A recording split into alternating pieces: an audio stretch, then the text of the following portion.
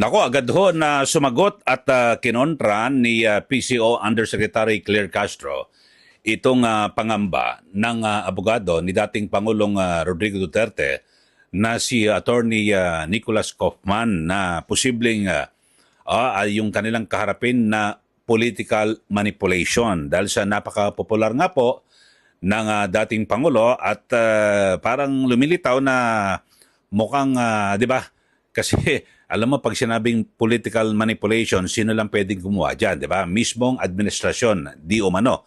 Pwedeng ganun po maging persepsyon at talagang gagawin ang lahat ng ating gobyerno para madiin sa kaso. Ito pong si dating Pangulong Rodrigo Duterte. At pero ito maganda pakinggan niyo ho at hihimayin ho natin. At sabi ho ni ni Yusek Castro na naku mahirapan lang kasi. Parang pinalabas ho ni Yusek Castro na nag-aalibay lang at humahanap lang ng rason ito pong abogado ng ni dating Pangulong Duterte na si Attorney Kaufman at dahil mahirapan daw talagang idepensa ito hong dating Pangulo sa di umano'y extrajudicial killings at kasi inamin daw ho ng dating Pangulo yung mga pagpatay. Ito maganda, panoorin po natin at inyo pong pakinggan para po sa kaalaman ng ating mga listeners. Mas maganda ho kasi, di ba? At mismo narinig nyo at patuloy ho nating kukomentaryuhan. Ito ho, panoorin po natin Ito mismo yung binabanggit ho ni Yusek Claire Castro. Of Attorney Kaufman. Well, anyway, every lawyer desires and aspires to win all his cases for his clients. So, expected naman po natin na malamang ito ang magiging depensa po ni Attorney Kaufman. And siguro mas maganda rin po talaga kasi sinabi niya po na political manipulation of arguments. So, it is also better for him to know who manipulates who.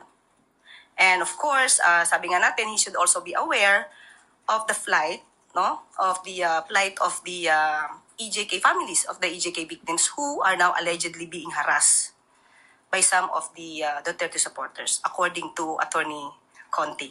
So sana malaman po niya yan. And at the same time, we understand his opinion on this, especially that he is representing the suspect, the former President Duterte, who admitted his acts of killings. So it is really, he will definitely face some difficulties in defending his clients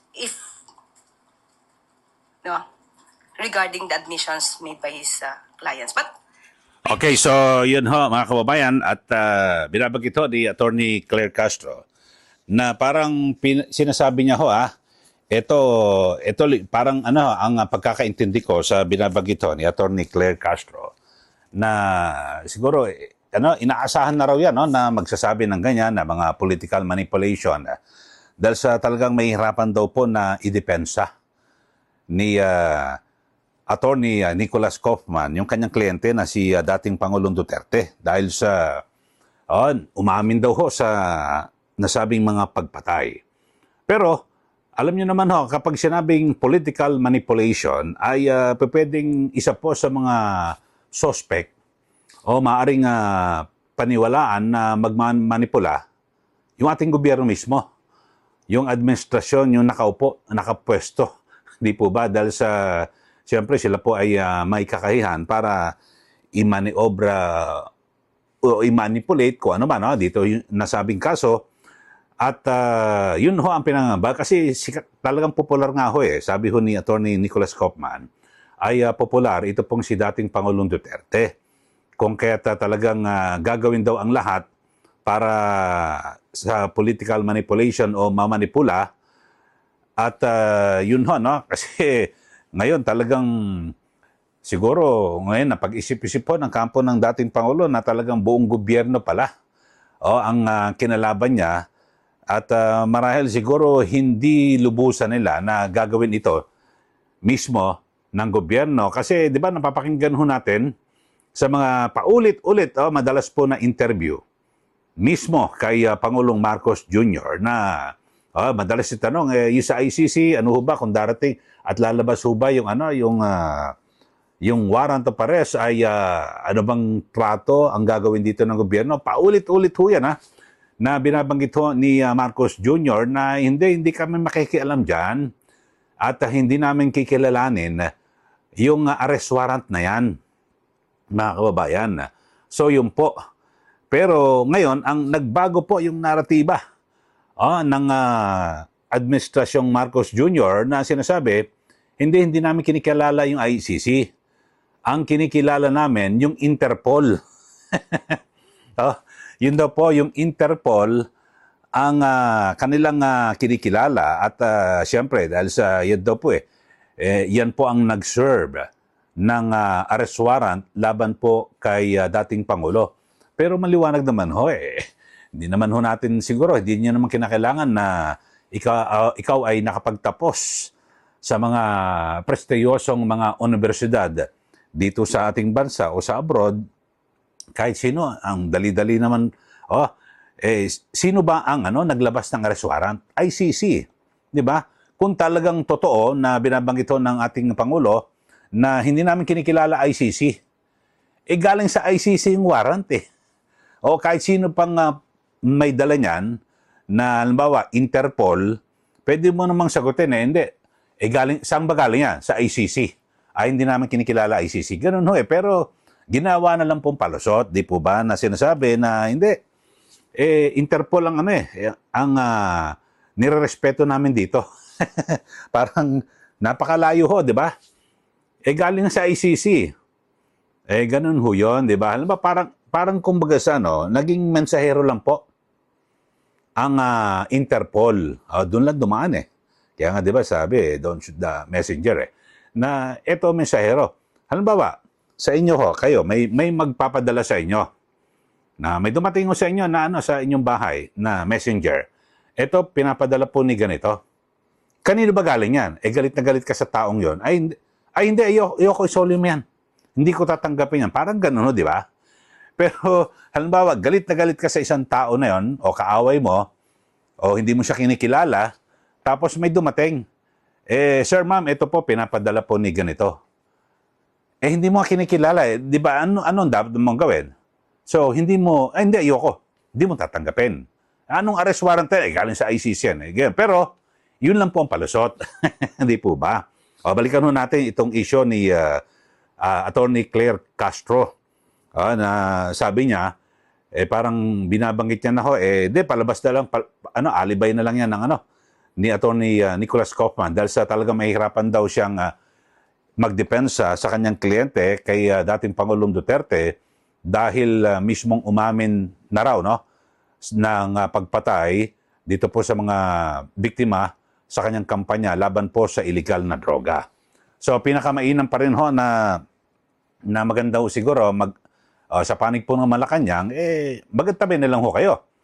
At kung gusto nyo na talagang manalo itong kasong ito, di ibuhos nyo ang Sabagay, binubuhos nyo naman talagang suporta, di po ba? Dito po sa mga biktima ng di umano'y extrajudicial killings. Yun Pero, uulitin natin, lahat po ng mga paglilitis, mga kababayan, sa isang akusado, sa isang suspect, sila po ay nananatili na inosente sa paningin ng batas. Bakit po? Dahil sa hanggat hindi po sila napapatunayan na guilty o nahatulan sa nasabing kaso ay mananatiling inosente. Kaya nga, 'di ba? Kaya nga may ginagawang paglilitis at titimbangin kung ano po ang mas mabigat na depensa ng akusado o yung pag-prosecute sa panig naman ng complainant. So, yun lang po mga kababayan at yun lang siguro, lahat po tayo magbantay rito sa kasong ito at ang pinakamainam rito mga kababayan, kasi magiging gabay din po ito ng ating bansa ng mga Pilipino dito po sa kasong ito. Pero maliwanag na maliwanag rito mga kababayan na sa mga susunod ho, kapag may binabanggit pala ang dating, itong si Pangulong Marcos Jr. na halimbawa, ito, sinabi niya na, hindi kami makikialam. Hindi mo pala dapat pang paniwalaan. Bakit ho?